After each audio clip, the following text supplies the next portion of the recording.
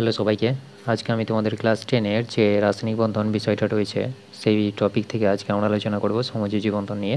আগের দিন আমরা আলোচনা করেছিলাম কি যে আয়নীয় বন্ধন কি বা তড়িৎযোজী বন্ধন সেটা কীভাবে গঠিত হয় না হয় সেগুলো নিয়ে আমরা আলোচনা করেছিলাম। তো আজকে আমরা ডিটেলসে আলোচনা করব সমযোজী বন্ধন। তো আগের দিন আমরা দেখেছিলাম যে আয়নীয় বন্ধন বা তড়িৎযোজী বন্ধন সেটা কীভাবে গঠিত হয়, ইলেকট্রন শেয়ার করে, তাই তো। অর্থাৎ আমরা যদি দেখেছিলাম যে সোডিয়াম ক্লোরাইড কীভাবে তৈরি হয়েছিল। সোডিয়ামটা কি, সোডিয়ামটাতে হচ্ছে কি একটা ধাতু, তাই তো। আর ক্লোরিনটা কি হচ্ছে একটা অধাতু। তো এই যে সোডিয়াম ধাতু এবং অধাতুর মধ্যে কি হচ্ছে, কমপ্লিট ইলেকট্রন শেয়ার হচ্ছে। কেন শেয়ার হচ্ছে? 2, 8, 1 সোডিয়ামের ক্ষেত্রে। ক্লোরিনের ক্ষেত্রে যদি আমরা ইলেকট্রন বিন্যাস দেখি তাহলে কত পাবো, 2, 8, 7। তো এই কী করছে, কমপ্লিটলিভাবে এই ইলেকট্রনটা কাকে দিয়ে দিচ্ছিলো, ক্লোরিনকে দিয়ে দিচ্ছিলো, দিয়ে তাদের মধ্যে কী হচ্ছিলো, বন্ধন সৃষ্টি হচ্ছিলো। তো এইভাবেই কী হয়েছিল, আমাদের আয়নীয় বন্ধনটা সৃষ্টি হয়েছিল। তো আয়নীয় বন্ধনটা কী হয়েছিল, যে কমপ্লিটলি মানে এইখানে কী হচ্ছে, ইলেকট্রনটা ট্রান্সফার হচ্ছে একদম কমপ্লিটভাবে, তাই তো। অর্থাৎ এই ইলেকট্রনটা ট্রান্সফার হচ্ছে ক্লোরিনের মধ্যে একদম কমপ্লিটলিভাবে। তো এইখানে আমি দেখতে পাচ্ছি যে আয়নীয় বন্ধন গঠিত হচ্ছে কি, মানে মেটাল এবং নন মেটালের মধ্যে, তাই তো। অর্থাৎ নন মেটাল, তো মেটাল এবং নন মেটাল অর্থাৎ ধাতু এবং অধাতুর মধ্যে কি গঠিত হয়, আয়নীয় বন্ধন বা তড়িৎযোজী বন্ধন গঠিত হচ্ছে। কিন্তু যদি আমি দুটোই অধাতু নিতাম, ঠিক আছে, তাহলে দুটো অধাতু নিলে পরে কী হতো, তো এই যে সমযোজী বন্ধন গঠিত হয় দুটো অধাতু মিলে, ঠিক আছে, অর্থাৎ নন মেটাল আর নন মেটাল মিলে। বা আমি যদি বাংলায় লিখি তাহলে কী হচ্ছে, অধাতু প্লাস অধাতু। তো চেনার খুব সহজ পদ্ধতি, সেটা হচ্ছে কি, তোমাদেরকে জানতে হবে যে ধাতু কী অধাতু কী। ধাতু ম্যাক্সিমামটাই ধাতু হয় কোনগুলো, যেগুলোর মানে শেষে কী থাকে, আমযুক্ত থাকে, অর্থাৎ সোডিয়াম, ম্যাগনেসিয়াম, ঠিক আছে। এইগুলো হচ্ছে কি হিলিয়াম বাদ দিয়ে সবগুলোতে দেখবে যে আম থাকে, বেশিরভাগ ক্ষেত্রেই সেগুলো কী হয়, ধাতু হয়। তো এই যে ধাতুগুলো কি করে, যারা ইলেকট্রন শেয়ার করে খুব সহজে, তাদেরকে কী বলা হয়, অ্যাকচুয়ালি ধাতু বলা হয়, ঠিক আছে। তো অধাতু এবং অধাতু মিলে কি তৈরি করে, আমাদের সমযোজী বন্ধন গঠিত হয়। এবার সমযোজী বন্ধন জিনিসটা কি, সমযোজী বন্ধনটাতে কি হয়, এখানে তো আমি দেখলাম যে আয়নীয় বন্ধনের ক্ষেত্রে কি হচ্ছে, কমপ্লিটলি মানে ইলেকট্রনের ট্রান্সফার হচ্ছে, তাই তো। অর্থাৎ সোডিয়াম ইলেকট্রনটা ক্লোরিনকে একদমই পুরোপুরিভাবে দিয়ে দিচ্ছে, দিয়ে কি তৈরি করছে, আয়ন তৈরি করছে, ক্যাটায়ন এবং অ্যানায়ন তৈরি করছে। তো এই যে ক্যাটায়ন এবং অ্যানায়ন সৃষ্টি হওয়ার ফলে কী তৈরি হচ্ছে, আমাদের আয়নীয় বন্ধন সৃষ্টি হচ্ছে। তো সমযোজী বন্ধনের ক্ষেত্রে কি আমাদের আয়নীয় বন্ধন মানে আয়ন সৃষ্টি হয়, এটার ক্ষেত্রে কিন্তু আমার আয়ন সৃষ্টি হয় না, ঠিক আছে। ক্যাটায়ন বা অ্যানায়ন কিন্তু সৃষ্টি হয় না, তাহলে কি সৃষ্টি হয়, এখানে আমাদের দুটোই সৃষ্টি হয় না। এখানে কি হবে, ইলেকট্রনটা এমনভাবে শেয়ার হবে যাতে দুজনে কি করতে পারে, সেই ইলেকট্রনটাকে ব্যবহার করে অষ্টকপূর্ণ বা দ্বৈত মানে ডুপ্লেট কমপ্লিট করতে পারে, ঠিক আছে। অর্থাৎ বাইরে কক্ষে দুটি ইলেকট্রন বা বাইরে কক্ষে 8টি ইলেকট্রন পূর্ণ করতে পারে। দুটি ইলেকট্রন বলতে গেলে হাইড্রোজেনের ক্ষেত্রে, হাইড্রোজেনটা কি, হাইড্রোজেন হচ্ছে কি আমাদের একটা অধাতু, তাই তো। হাইড্রোজেন হচ্ছে কি আমাদের একটা অধাতু। তো এই যে অধাতু, যদি আমি হাইড্রোজেন কীভাবে তৈরি হয়, দুটো হাইড্রোজেন পরমাণু দিয়ে হাইড্রোজেন অণু তৈরি হয়। তো হাইড্রোজেনের ক্ষেত্রে কীভাবে বন্ধন করতে হয়, দেখো, যে হাইড্রোজেনের ক্ষেত্রে কী হয়, বাইরে কক্ষে একটা ইলেকট্রন থাকে, তাই তো। আবার আরেকটা হাইড্রোজেনের ক্ষেত্রে কী হবে, সেম একই রকম, বাইরে কক্ষে একটা ইলেকট্রন থাকবে। তো এই যে ইলেকট্রনটা, ঠিক আছে, এমনভাবে শেয়ার হবে যাতে এই ইলেকট্রনটা এও ব্যবহার করতে পারে, এর ইলেকট্রনটা এও ব্যবহার করতে পারে, ঠিক আছে। অর্থাৎ পারস্পরিক শেয়ারিং হবে। এখানে পারস্পরিক শেয়ারিংয়ের ফলে যে বন্ধন সৃষ্টি হবে সেটাই হচ্ছে কি আমাদের সমযোজী বন্ধন, ঠিক আছে। তো কীভাবে সৃষ্টি হবে, এটা এই যে ইলেকট্রনটা আছে আর এই ইলেকট্রনটা আছে, সেটা কি করবে, এই ইলেকট্রনটা পুরোপুরিভাবে মানে এইভাবে গিয়ে এভাবে আসবে, ঠিক আছে, এই পথ বরাবর। অর্থাৎ এই ইলেকট্রনটা এখানেও আসতে পারে, আবার এই ইলেকট্রনটা কোথাও যেতে পারে, এখানেও যেতে পারে। তো এইভাবে কি হয়, পুরোপুরিভাবে ইলেকট্রনটা মিউচুয়ালি শেয়ারিং হবে, ঠিক আছে। অর্থাৎ এখানে কি হচ্ছে, একটা পেয়ার ইলেকট্রনের একটা পেয়ার পাচ্ছি, পেয়ার বলতে গেলে জোড়। তাহলে ইলেকট্রনের একটা জোড় কী হচ্ছে, পুরোপুরিভাবে ব্যবহার করছে, এও ব্যবহার করছে, এও ব্যবহার করছে, দিয়ে কি তৈরি করছে, বাইরে কক্ষে দুটো ইলেকট্রন পূর্ণ করছে। তো এরকম যদি বন্ধন পাই, অর্থাৎ হাইড্রোজেনটা কি অধাতু, তাহলে অধাতু মিলে যদি ইলেকট্রন মানে মিউচুয়ালি শেয়ার করে, অর্থাৎ ইলেকট্রনের পেয়ারটা যদি মিউচুয়ালি শেয়ার হয়, তখন সেটাকে আমরা কি বলবো, যে তাদের মধ্যে যে বন্ধন সৃষ্টি হবে সেটাকে বলবো সমযোজী বন্ধন। পারস্পরিক ইলেকট্রন জোড় ব্যবহার করার ফলে যে বন্ধন গঠিত হবে সেটা হচ্ছে সমযোজী বন্ধন। তো সমযোজী বন্ধন চেনার খুব সহজ উপায় বললাম কি, যে অধাতু এবং অধাতু মিলে তৈরি হবে, ঠিক আছে। আর ধাতু কোনগুলো, ধাতু যেগুলো হচ্ছে কি শেষে আমযুক্ত থাকে, অর্থাৎ সোডিয়াম, হিলিয়াম, এইগুলো সবগুলো কি, সবগুলো হচ্ছে কি আমাদের ধাতু, ঠিক আছে। তো অধাতুর মধ্যে তো এই যে আমাদের ইলেকট্রনের শেয়ার হচ্ছে, অর্থাৎ ইলেকট্রনের জোর শেয়ার হবে, ঠিক আছে। এখানে ইলেকট্রনের জোর শেয়ার হবে, কিন্তু নন মেটালের ক্ষেত্রে মানে তড়িৎযোজী বন্ধনের ক্ষেত্রে কী হচ্ছিলো, ইলেকট্রন জোর ব্যবহার হচ্ছিল না, তাই তো। এই কমপ্লিটলিভাবে কী করছিল, শেয়ার করে দিচ্ছিল ইলেকট্রনটা কাকে, ক্লোরিনকে। দিয়ে ক্লোরিন কী তৈরি করছিল, অ্যানায়ন তৈরি করছিল, আর এ কী তৈরি করছিল, ক্যাটায়ন তৈরি করছিল, তাই তো। কিন্তু এখানে ক্যাটায়ন বা অ্যানায়ন কোনো রকমভাবে কোনো কিছুই সৃষ্টি হবে না। কী সৃষ্টি হবে তাহলে, এখানে ইলেকট্রন জোড়টা সমানভাবে ব্যবহৃত হবে, ঠিক আছে। এই হাইড্রোজেনও ব্যবহার করবে, এই হাইড্রোজেনও ব্যবহার করবে, তো ইলেকট্রন জোড় কী হচ্ছে, সমানভাবে ব্যবহার হচ্ছে। তো এভাবেই যে বন্ধন গঠিত হবে সেটিকে আমরা কি বলবো, মানে সমযোজী বন্ধন বলবো, ঠিক আছে। তাহলে সমযোজী বন্ধন কিভাবে গঠিত হয় তাহলে বুঝতে পারলে। তাহলে আমরা যদি দেখি এই যে বন্ধন গঠন করছে, সমযোজী বন্ধন কেন গঠন করছে, অর্থাৎ ইলেকট্রন জোড়টা কেন শেয়ার করছে দুজনে, তার কারণ হচ্ছে কি, বাইরে কক্ষে সুস্থির ইলেকট্রন বিন্যাস লাভের জন্য। অর্থাৎ ইলেকট্রন বিন্যাসটা যাতে সুস্থির হয় সেই জন্য কী হচ্ছে, তারা পরস্পরের সঙ্গে ইলেকট্রন শেয়ার করছে, ঠিক আছে। অর্থাৎ পুরোপুরিভাবে কিন্তু দিয়ে দিচ্ছে না, এও পুরোপুরিভাবে দিয়ে দিচ্ছে না। কী করছে, এর ইলেকট্রন এ নিচ্ছে, এর ইলেকট্রন এ নিচ্ছে, দিয়ে একটা জোড় ইলেকট্রন দুজনেই ব্যবহার করছে, ঠিক আছে।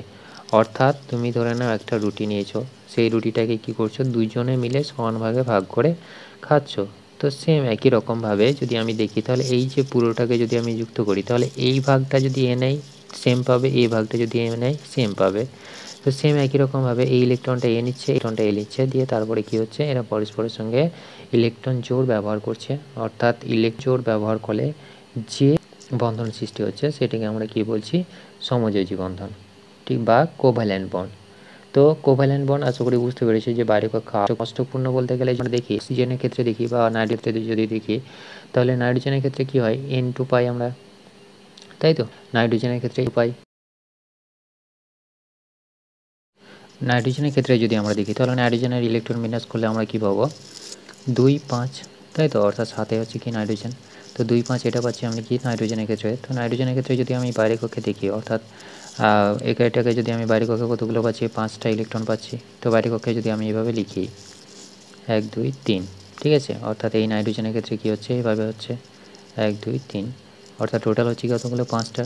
তো এই কী করবে, এই নাইট্রোজেনটা দেখো এর ক্ষেত্রে কতগুলো ইলেকট্রন কম রয়েছে অষ্টকপূর্ণ হতে, এর ক্ষেত্রে 3টে ইলেকট্রন কম রয়েছে। তো এই কী করবে, এই 3টে, অর্থাৎ এই যে নাইট্রোজেনটা আছে, এই নাইট্রোজেনের 3টে ইলেকট্রন সে নিয়ে কী করবে, অষ্টকপূর্ণ করবে, ঠিক আছে। অর্থাৎ 1, 2, 3, 4, 5, 6, 7, 8। তো এও কী করবে, এই যে নাইট্রোজেনটা আছে এর সাথে কী হবে, এইভাবে ইলেকট্রনটা, অর্থাৎ এখানে কতগুলো ইলেকট্রন জোড় ব্যবহার হচ্ছে, এখানে দেখো 3টে ইলেকট্রন জোড় ব্যবহার হচ্ছে, তাই তো। অর্থাৎ 3টে ইলেকট্রন জোড় ব্যবহার করে তারা কী করছে, অষ্টকপূর্ণ করছে, বাইরে কক্ষে অষ্টকপূর্ণ করছে। অর্থাৎ এই 3টে ইলেকট্রন এও ব্যবহার করছে, এই 3টে ইলেকট্রন এও নিতে পারছে, এমনভাবে শেয়ার হচ্ছে। তো এভাবেই যদি গঠিত হয় তখন সেটিকে আমরা কি বলবো, অর্থাৎ এইভাবে যে বন্ধন গঠন হচ্ছে সেটিকে আমরা কি বলছি, সমযোজী বন্ধন। তো সমযোজী বন্ধন কী হচ্ছে, সমযোজী বন্ধনের ক্ষেত্রে ইলেকট্রন জোড়টা ব্যবহার হচ্ছে, ঠিক আছে। সমযোজী বন্ধনের ক্ষেত্রে ইলেকট্রন জোড়টা ব্যবহার হচ্ছে। তো এক্ষেত্রে যদি আমি দেখি তাহলে কী পাবো, নাইট্রোজেনের ক্ষেত্রে কী হচ্ছে, এভাবে বন্ধন সৃষ্টি হচ্ছে, তাই তো। নাইট্রোজেনের ক্ষেত্রে এইভাবে বন্ধন সৃষ্টি হচ্ছে, অর্থাৎ এখানে কতগুলো বন্ধন সৃষ্টি হলো, এখানে 3টে বন্ধন সৃষ্টি হলো। তো সমযোজী বন্ধনের প্রকারভেদগুলো যদি আমি দেখি তাহলে দেখো যে হাইড্রোজেনের ক্ষেত্রে কী হচ্ছে, হাইড্রোজেনের ক্ষেত্রে একটা মাত্র ইলেকট্রন সৃষ্টি হচ্ছে, তাই তো। অর্থাৎ এখানে কী হচ্ছে, একটা ইলেকট্রন, অর্থাৎ হাইড্রোজেনের ক্ষেত্রে কী হচ্ছে, হাইড্রোজেনের ক্ষেত্রে এইভাবে সৃষ্টি হচ্ছে, বন্ধন গঠন হচ্ছে। তো এই যে বন্ধন গঠন হচ্ছে, এই বন্ধন গঠনটাকে কী বলা হয়, এক বন্ধন বলা হয়, ঠিক আছে। অর্থাৎ এরা যে মানে একটা মাত্র বন্ধন আছে সেই জন্য এটাকে বলা হয় এক বন্ধন। এখানে 3টে বন্ধন রয়েছে সেই জন্য এটাকে বলা হয় কি, মানে ত্রিবন্ধন, ঠিক আছে। ত্রিবন্ধন বা ট্রিপল কোভ্যালেন্ট বন্ড, ঠিক আছে, ট্রিপল কোভ্যালেন্ট বন্ড। আর যদি দুটো থাকে, দুটো কোথায় হয়, দুটো হয় আমাদের অক্সিজেনের ক্ষেত্রে, ঠিক আছে। অক্সিজেনের ক্ষেত্রে কীভাবে হবে, অক্সিজেনের ক্ষেত্রে কী হয়, অক্সিজেন পরমাণু বাইরে কক্ষে ইলেকট্রন বিন্যাস কতগুলো থাকে, 6খানা থাকে, তাই তো। অর্থাৎ অক্সিজেন কত নম্বরে আছে, 8 নম্বরে রয়েছে। এর যদি ইলেকট্রন বিন্যাস করি তাহলে কত পাবো, 2, 6 পাবো। তো এক্ষেত্রে যদি আমি দেখি তাহলে 2, 6 পাচ্ছি, তার মানে কি অক্সিজেন বাইরে কক্ষে কতগুলো রয়েছে, 1, 2, 3, 4, 5, 6টা ইলেকট্রন রয়েছে। এই অক্সিজেনের ক্ষেত্রে কী পাবো, অক্সিজেনের ক্ষেত্রে একই পাবো, 1 2 3 4 5 6। তো এই অক্সিজেনটা কী করবে, দেখো এর দুটো ইলেকট্রন কম রয়েছে, তো এই কী করবে, এই যে অক্সিজেন থেকে ইলেকট্রনটা জোর, মানে এই যে একটা জোর রয়েছে সেই জোরটা কী করবে, এই অক্সিজেনটা ব্যবহার করবে। এই অক্সিজেনটাও সেম একই রকমভাবে এই অপর যে অক্সিজেনটা রয়েছে তার যে দুটো ইলেকট্রন, সেই দুটো ইলেকট্রনটাকে নিয়ে সে কী করবে, অষ্টক পূর্ণ করবে। তো এভাবেই কী হচ্ছে, এখানে কতগুলো ইলেকট্রন জোর ব্যবহার হলো, এখানে একটা দুটো ইলেকট্রন জোর ব্যবহার হচ্ছে, তাই তো, অর্থাৎ দুটো পেয়ার আছে অক্সিজেনের, দুটো পেয়ার নিয়ে কী তৈরি করছে, এটা বন্ধন, পরস্পরের সঙ্গে বন্ধন গঠন করছে, দিয়ে কী করছে, অষ্টকপূর্ণ করছে, অষ্টকপূর্ণ করছে। তো এই যে অষ্টকপূর্ণ হওয়া, অর্থাৎ এরা কী করছে, বন্ধন গঠন করছে। তো এই যে বন্ধনটা, সেটাকে কী বলছি আমি, সমযোজী বন্ধন বলছি। ঠিক আছে, সমযোজী বন্ধন বা কোভ্যালেন্ট বন্ড। তো এখানে কি হচ্ছে, অক্সিজেনের ক্ষেত্রে কি পেলাম, তাহলে দুটো, এই অক্সিজেনের ক্ষেত্রে দুটো, তাহলে এরা কি করছে, পরস্পরের সঙ্গে শেয়ার করছে, মিউচুয়ালি শেয়ার করছে, অর্থাৎ পারস্পরিক ইলেকট্রনটা শেয়ার করছে, ইলেকট্রন জোর শেয়ার করছে। তাহলে একটা দুটো ইলেকট্রন জোর শেয়ার হচ্ছে, সেই জন্য এটাকে কী বলা হয়, এটাকে মানে ডবল কোভ্যালেন্ট বন্ড বলা হয়। ঠিক আছে, অর্থাৎ এটাকে কী বলবো আমরা, দ্বিবন্ধন, দ্বিবন্ধন বা দ্বিবন্ধনযুক্ত সমযোজী বন্ধন। ঠিক আছে, তো এটাকে কী বলবো আমরা, ডবল কোভ্যালেন্ট বন্ড। ঠিক আছে, আর এটা হচ্ছে কি, ট্রিপল কোভ্যালেন্ট বন্ড, আর এটার ক্ষেত্রে কি হচ্ছে, সিঙ্গেল কোভ্যালেন্ট বন্ড। তো এভাবেই কী হয়, প্রত্যেকটা গঠন হয়। তো একই রকমভাবে যদি আমরা দেখি, তো এক্ষেত্রে তোমাকে যদি বলে দেয় যে দুটোর মধ্যে, অর্থাৎ কোনটা সমযোজী এবং কোনটা আয়নীয়, অর্থাৎ তড়িৎযোজী, কীভাবে বুঝবে? তো সিম্পল, ধরে নাও তোমাকে সোডিয়াম ক্লোরাইড দিয়েছে, সোডিয়াম ক্লোরাইড দিয়েছে, আর বললো যে CCl4 দিয়েছে। ঠিক আছে, তো এখানে দেখো যে সোডিয়ামটা কি, সোডিয়াম হচ্ছে কি আমাদের ধাতু। ঠিক আছে, ধাতু, আর ক্লোরিনটা কি, অধাতু। তো ধাতু এবং অধাতুর মধ্যে কি কোন বন্ধন সৃষ্টি হয়, ধাতু এবং অধাতুর মধ্যে আমাদের আয়নীয় বা তড়িৎযোজী বন্ধন সৃষ্টি হয়, বা তড়িৎযোজী বন্ধন পাই আমরা। তাহলে এটা কি বলবো আমরা, এটাকে বলবো আয়নিক। ঠিক আছে, আয়নিক বন্ড। আর এটার ক্ষেত্রে দেখো যে কার্বনটা কি, কার্বনটা হচ্ছে কি অধাতু। ঠিক আছে, কার্বনটা হচ্ছে কি অধাতু। এই যে ক্লোরিন আছে, ক্লোরিন, 4টে ক্লোরিন আছে, ক্লোরিনটা কি, ক্লোরিনটা অধাতু। ঠিক আছে, ক্লোরিনটা হচ্ছে কি অধাতু। তো এদের মধ্যে যে বন্ধন গঠন হচ্ছে সেটাকে কী বলবো আমরা, তাহলে দেখো যে অধাতু আর অধাতু মিলে বন্ধন সৃষ্টি করছে, অর্থাৎ এক্ষেত্রে কী হবে, ইলেকট্রনটা পুরোপুরিভাবে শেয়ার হবে না। ঠিক আছে, অর্থাৎ এই যে কার্বনের ইলেকট্রনটা পুরোপুরিভাবে একে দান করে দেবে না, কী করবে, তাহলে এরা পরস্পরের সঙ্গে ব্যবহার করবে। ঠিক আছে, অর্থাৎ এর ইলেকট্রন এ ব্যবহার করবে, কার্বনের ইলেকট্রন ক্লোরিন ব্যবহার করবে, দিয়ে কী তৈরি করবে, কোভ্যালেন্ট বন্ড তৈরি করবে, অর্থাৎ সমযোজী বন্ধন সৃষ্টি করবে। ঠিক আছে, তো সমযোজী বন্ধন কীভাবে সৃষ্টি হবে, একই রকমভাবে যদি দেখি আমরা HCl, NaCl এর পরিবর্তে এখানে যদি আমি CCl4 না নিয়ে আরও সহজ নিই, তাহলে HCl এর ক্ষেত্রে কী হচ্ছে, হাইড্রোজেনটা অধাতু, ক্লোরিনটা অধাতু। তাহলে এরা কি, মানে যদি দুটো দিয়ে দেয় NaCl আর HCl, কোনটা সমযোজী বন্ধন দেখাবে আর কোনটা আয়নীয় বন্ধন দেখাবে, তাহলে আমি চোখ বন্ধ করে বলে দেবো, এখানে কী রয়েছে, ধাতু রয়েছে। তাহলে ধাতু প্লাস অধাতু মিলে কী তৈরি করে, আমাদের আয়নীয় বন্ধন। আর এখানে কী রয়েছে, দুটোই অধাতু রয়েছে, তাহলে সেটাকে কী হবে, সমযোজী বন্ধন। তো এটাই খুব সহজ পদ্ধতি চেনার। তো সমযোজী বন্ধন মানে এই যে সমযোজী বন্ধন মানে ব্যবহার করি বা সমযোজী বন্ধনের সাহায্যে যে সমস্ত যৌগ গঠন হয় তাদেরকে আমরা কী বলি, তাদেরকে বলি আমরা সমযোজী যৌগ। সমযোজী যৌগ বলতে গেলে আমরা কী কী পাই, যেমন HCl পেলাম, তারপরে NH3 পাই। ঠিক আছে, HCl, NH3, জল, তারপরে মিথেন। ঠিক আছে, HCl তো আমরা বললাম। তাহলে এইগুলো কী হচ্ছে, এইগুলো সবগুলো কি মানে সমযোজী যৌগ। তো এখান থেকে যে প্রশ্নটা সবথেকে পরীক্ষাতে আসে সেটা হচ্ছে কি, কার্বন টেট্রাক্লোরাইড। ঠিক আছে, কার্বন টেট্রাক্লোরাইড কীভাবে তৈরি হয়, বা এর যে মানে গঠনটা সেটা কিভাবে হবে। তো এই যে গঠন, বিজ্ঞানী লুইস কী করেছিলেন, বিজ্ঞানী লুইস প্রথম সমযোজী বন্ধন আবিষ্কার করেছিলেন। তো এই যে লুইস এর যে গঠন স্ট্রাকচার, অর্থাৎ এই যে আমরা আঁকছি ডট আর ক্রস দিয়ে, মানে ডট দিয়ে, ঠিক আছে, এগুলোকে অ্যাকচুয়ালি কী করা হয়, ক্রস দিয়েও আঁকা হয়। যদি আমরা দুটো নিয়ে নিই, তাহলে দুটোর ক্ষেত্রে কী পাবো আমরা, ডট ক্রস দিয়ে বোঝাবো। যেমন HF, ঠিক আছে, হাইড্রোজেন ফ্লোরাইডের ক্ষেত্রে যদি দেখি HF-এর ক্ষেত্রে, তাহলে কী হচ্ছে, হাইড্রোজেনের ক্ষেত্রে কী হয়, একটা মাত্র ইলেকট্রন থাকে।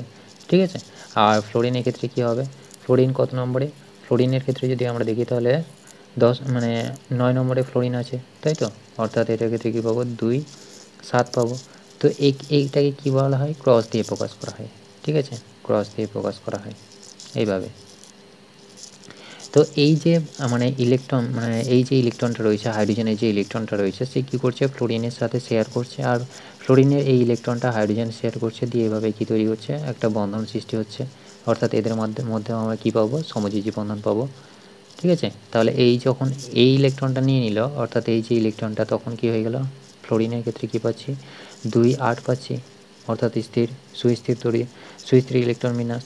ঠিক আছে, আর হাইড্রোজেনের ক্ষেত্রে কী হচ্ছে, যখন এই ইলেকট্রনটা নিল তখন কী হচ্ছে, 2টো পাচ্ছি, অর্থাৎ এটাও কী হচ্ছে, ডুপ্লেট কমপ্লিট করছে, আর এটা অক্টেট কমপ্লিট করছে। তাহলে এভাবেই কী হয়, পুরো সমযোজী বন্ধনটা গঠিত হয়। তো এই যে ডট এবং ক্রস দিয়ে বোঝানো হচ্ছে, ঠিক আছে। তো এই যে গঠনটা, অর্থাৎ এই যে স্ট্রাকচারটা, এটাকে বলা হয় লুইস স্ট্রাকচার বা লুইস ইলেকট্রন ডট স্ট্রাকচার, যা খুশি বলতে পারো। ঠিক আছে, অর্থাৎ লুইস ডট স্ট্রাকচারও বলে। ঠিক আছে, লুইস বিন্দু গঠন। তো তোমাকে পরীক্ষাতে জিজ্ঞেস করবে, মানে অনেকগুলো দিয়ে দিবে, দিয়ে বলবে বলে যে কোনো একটা ধরে নাও, এটাই দিয়ে দিল, দিয়ে বললো যে এর লুইস গঠনে দেখাও। তো লুইস গঠন কীভাবে দেখাবে, সেম একই যা বললাম। ঠিক আছে, তাহলে লুইস ডট গঠন, Luis dot structure, Luis dot structure আমি যদি CCl4 ক্ষেত্রে দেখি, ঠিক আছে, CCl4, তাহলে কার্বনের ক্ষেত্রে দেখো যে কার্বনের ক্ষেত্রে ইলেকট্রন বিন্যাস কত হচ্ছে, 2 4। ঠিক আছে, 6 নম্বরে হচ্ছে কি কার্বন। আর ক্লোরিনের ক্ষেত্রে কী হচ্ছে, 17 নম্বরে যদি আমার ক্লোরিন থাকে, ক্লোরিনের ক্ষেত্রে কী পাবো, ইলেকট্রন বিন্যাস 2 8 7। ঠিক আছে, তো এই যে কার্বনে এই লুইস ডট মানে লুইস বিন্দু গঠনের ক্ষেত্রে কি করা হয়, যে বাইরের কক্ষে অর্থাৎ যোজ্যতা কক্ষে যতগুলো ইলেকট্রন থাকে কেবলমাত্র সেইটাকেই প্রকাশ করা হয়, সেটাকে, আর অন্য কোনো মানে ভেতরের কক্ষের ইলেকট্রনগুলোকে নিয়ে দেখানো হয় না। কোনটাকে দেখানো হয়, বাইরের কক্ষে যে ইলেকট্রনটা থাকে সেটাকে নিয়েই দেখানো হয়। তো এক্ষেত্রে যদি আমরা দেখি তাহলে কী পাবো, দেখো যে এক্ষেত্রে যদি আমরা দেখি কার্বনের ক্ষেত্রে কী হচ্ছে, বাইরের কক্ষে 4টে ইলেকট্রন রয়েছে।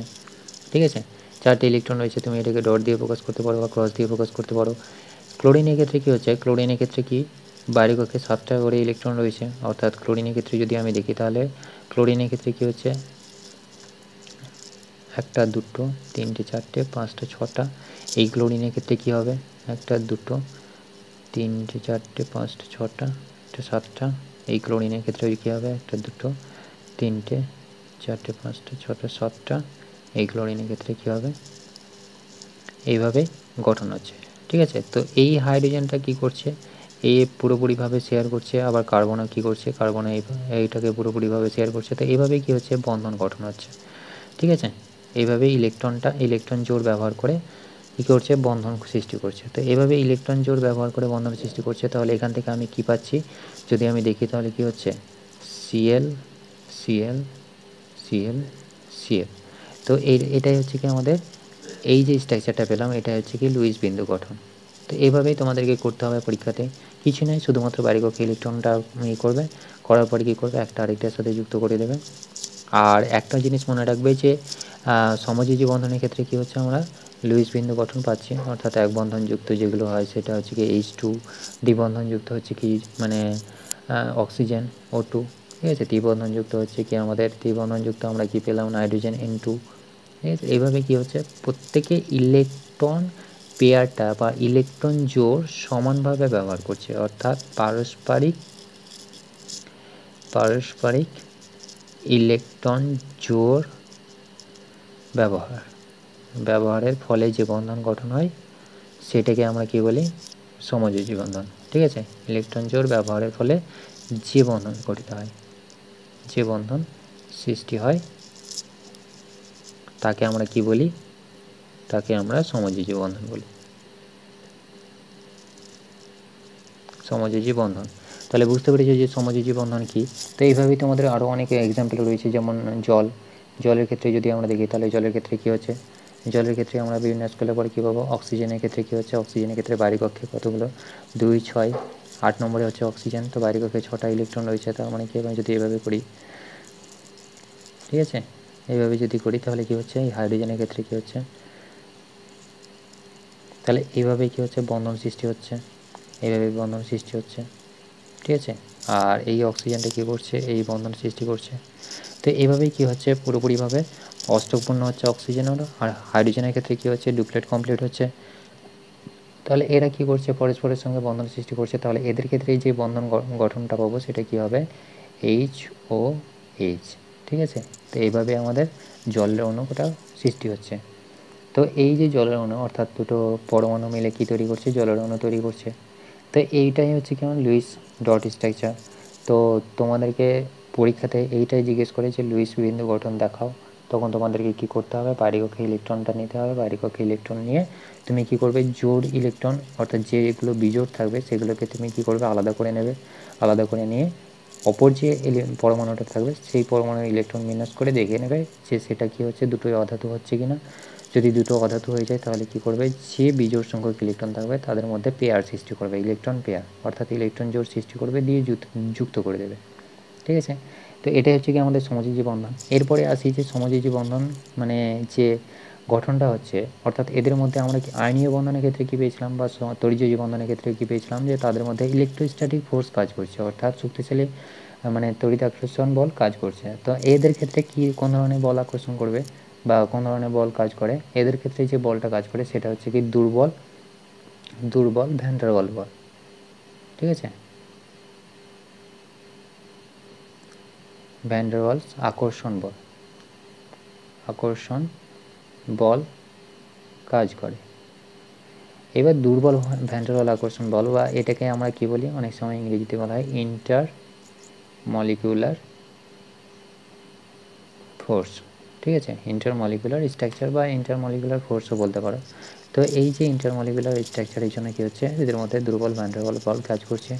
ঠিক আছে, তো এই যে কারণে অর্থাৎ দুর্বল ভ্যান ডার ওয়াল বল কাজ করার জন্যই ভ্যান ডার ওয়াল বল আকর্ষণ, অর্থাৎ এই যে দুর্বল ভ্যান ডার ওয়াল আকর্ষণ বল কাজ করার জন্যই এদের দেখো এদের মধ্যে যে বন্ধন সৃষ্টি হচ্ছে সেই বন্ধনটা কিন্তু সহজে ভেঙে যাচ্ছে। অর্থাৎ যদি আমি এটাকে গলাই তাহলে এটা খুব সহজেই ভেঙে যাবে। তাহলে আমি এই ধর্মগুলো যদি আমি বলি তাহলে ধর্মগুলো আমি কী কী পেতে পারি, ধর্মগুলো আমি 1 নম্বর পেতে পারি যে এদের গলনাঙ্ক কম হবে। কারণ কি আমরা কি দেখেছিলাম যে আয়নীয় বন্ধনের ক্ষেত্রে কী হচ্ছে, গলনাঙ্কটা বেশি হচ্ছে। কেন বেশি হচ্ছে, কারণ এদের মাঝখানে অর্থাৎ আয়নীয় বন্ধনের ক্ষেত্রে আমরা যদি NaCl দেখি তাহলে এদের মাঝখানে কী হচ্ছিলো, ইলেকট্রোস্ট্যাটিক ফোর্স কাজ করছিল। ঠিক আছে, অর্থাৎ এদের মধ্যে কী কাজ করছিল, স্থির তড়িৎ আকর্ষণ বল কাজ করছিল। তাহলে স্থির তড়িৎ আকর্ষণ বল কাজ করার জন্য যেটা হচ্ছে কি খুব শক্তিশালী, তাদের জন্য কী হচ্ছিল, তাদের গলনাঙ্কটা হাই হচ্ছিল। কিন্তু এদের ক্ষেত্রে কী হচ্ছে, দুর্বল ভ্যান ডার ওয়াল আকর্ষণ বল কাজ করায় এদের গলনাঙ্কটা কি কম। ঠিক আছে, এদের গলনাঙ্কটা কম। এবার দেখো যে এর মধ্যে কি হচ্ছে, ইলেকট্রন শেয়ার হচ্ছে না, তাই তো, ইলেকট্রন শেয়ার হচ্ছে না। অর্থাৎ আমাদের কি হচ্ছে, ইলেকট্রন তো শেয়ার হচ্ছে কিন্তু কমপ্লিটলি শেয়ার হচ্ছে না। কমপ্লিট শেয়ার হবে তবে আমার কি তৈরি হবে, ক্যাটায়ন অ্যানায়ন সৃষ্টি হবে, এবং ক্যাটায়ন অ্যানায়ন সৃষ্টি হবে তবে আমার কি হবে, তড়িৎ সৃষ্টি হবে, তাই তো। যদি ইলেকট্রন কমপ্লিটলি শেয়ার হয় তাহলে কি তৈরি হবে, ক্যাটায়ন এবং অ্যানায়ন। অর্থাৎ NaCl এর ক্ষেত্রে আমার কি দেখেছিলাম, NaCl এর ক্ষেত্রে আমার সোডিয়াম কি করছিল, একটা ইলেকট্রন কমপ্লিটলি দিয়ে Na+ তৈরি করছিল, Cl নিয়ে Cl- তৈরি করছিল। তো এই যে Na+, Cl- এখানে আয়ন তৈরি হচ্ছিল, কিন্তু এক্ষেত্রে কী হচ্ছে, কোনো রকমভাবে আয়ন আমি পাচ্ছি না। তার জন্য কী হচ্ছে, এরা কুপরিবাহী তড়িতের কুপরিবাহী। ঠিক আছে, কুপরিবাহী বলতে পারি, কারণ কি আয়ন থাকবে তবে তো সেটা তড়িৎ পরিবহন করতে পারবে। আর কি, আর যেটা পাই সেটা হচ্ছে যে এদের মাঝখানে যে দুর্বল ভ্যান ডার ওয়াল আকর্ষণ বল কাজ করার জন্য এদের গলনাঙ্ক তো কম হলো, সেটার জন্য কী হচ্ছে, এরা কোনো রকম আয়ন সৃষ্টি করছে না, আয়ন সৃষ্টি করে না, সেই জন্য কী হচ্ছে, এরা মানে তড়িতের কুপরিবাহী হচ্ছে। এবার বলো এদের মাঝখানে যে দুর্বল ভ্যান ডার ওয়াল আকর্ষণ বল ক্রিয়া করছে, যে বলটা খুব দুর্বল, সেই জন্য কী হতে পারে, এরা গ্যাসীয় অবস্থায় পেতে পারি, তাই তো, গ্যাসীয় অবস্থায় পাই বা তরল অবস্থায় পেতে পারি। কারণ কি এদের মাঝখানে তো দুর্বল ভ্যান ডার ওয়াল আকর্ষণ বল কাজ করছে, তার মানে কি এরা তরল রূপেও পেতে পারি, গ্যাস রূপে, বা মানে যেগুলো হয় কি নরম সফট, যেগুলো হয় সফট সলিড। ঠিক আছে, সফট সলিড রূপেও আমরা কি পেতে পারি, এদেরকে পেতে পারি, যেগুলো কী হয় খুব সহজে মানে খুব নরম কঠিন আর কি, খুব নরম, খুবই শক্ত নয়। ঠিক আছে, তো গ্যাস রূপেও পাওয়া যায়, তরল রূপে পাওয়া যায়, সফট সলিড রূপেও পাওয়া যায়। কেন পাওয়া যায়, কারণ হচ্ছে কি এদের মাঝখানে যে আকর্ষণ বলটা সেটা হচ্ছে কি খুবই দুর্বল আকর্ষণ বল। আর এরা কি জলে দ্রবীভূত হতে পারে, এরা কিন্তু জলে অদ্রাব্য। ঠিক আছে, জলে দ্রবীভূত হতে পারে না। ঠিক আছে, তাহলে এইগুলো হচ্ছে কি আমাদের প্রপার্টিস। তাহলে সমযোজী বন্ধন কীভাবে তৈরি হয়, সমযোজী বন্ধন হচ্ছে কি সমযোজী বন্ধন দুটো অধাতুর মধ্যে যে বন্ধন, আর দুটো অধাতুর মধ্যে বন্ধন বলতে গেলে ইন্টারমলিকুলার স্ট্রাকচারের সাহায্যে যে বন্ধন, এদের মধ্যে মানে সমযোজী বন্ধনের ক্ষেত্রে কোনো রকমের আয়ন তৈরি হয় না। ইলেকট্রনটা কী হয়, ইলেকট্রন মানে পারস্পরিকভাবে শেয়ার হয়, কমপ্লিটলি শেয়ার হয় না। কমপ্লিটলি যদি শেয়ার হতো তাহলে আয়ন তৈরি হতো, যেহেতু এরা পারস্পরিক ইলেকট্রন জোড় ব্যবহার করে বন্ধনের সৃষ্টি করছে, সেই জন্য এদের মাঝখানে কোনো রকমভাবে আয়ন তৈরি হয় না। আয়ন তৈরি না হওয়ার জন্য কী হচ্ছে, এরা তড়িতের কুপরিবাহী হচ্ছে। আর কি চিনব কী করে, চিনব খুব সহজ, যদি ধাতু এবং অধাতু পাই তখন সেটা হবে কি আয়নীয়, অর্থাৎ মানে তড়িৎযোজী। আর যদি অধাতু অধাতু হয় তাহলে সেটা হবে কি সমযোজী। আর কি, আর হচ্ছে কি লুইস ডট গঠন, ঠিক আছে, অর্থাৎ লুইস বিন্দু গঠন কীভাবে করব, বাইরে কক্ষে যে ইলেকট্রনটা থাকবে শুধুমাত্র, অর্থাৎ যোজ্যতা কক্ষে যে ইলেকট্রন থাকবে সেগুলোকে আগে লিখব, এবং ভেতরের কক্ষে ইলেকট্রন বিন্যাস নিয়ে আমরা কোনো রকমভাবে আলোচনা করব না, যেমন এখানে কার্বনের ক্ষেত্রে দেখলাম 2, এখানে 2 আমি না লিখে শুধুমাত্র বাইরের কক্ষে যে ইলেকট্রনটা রয়েছে সেটা লিখলাম। লেখার পরে কী হচ্ছে, বাইরের কক্ষে ইলেকট্রন জোড় সমানভাবে ব্যবহার করে বন্ধন সৃষ্টি করছে, এভাবে কী হচ্ছে সমযোজী বন্ধন তৈরি হচ্ছে। তো এটাই হচ্ছে কি তোমাদের সমযোজী বন্ধন, সমযোজী যৌগ, সমস্ত কিছু বলে দিলাম। তাহলে যদি কোনো ডাউট থাকে তো আমাকে কমেন্ট করে জানাবো, অবশ্যই সলভ করে দেবো। Thank you.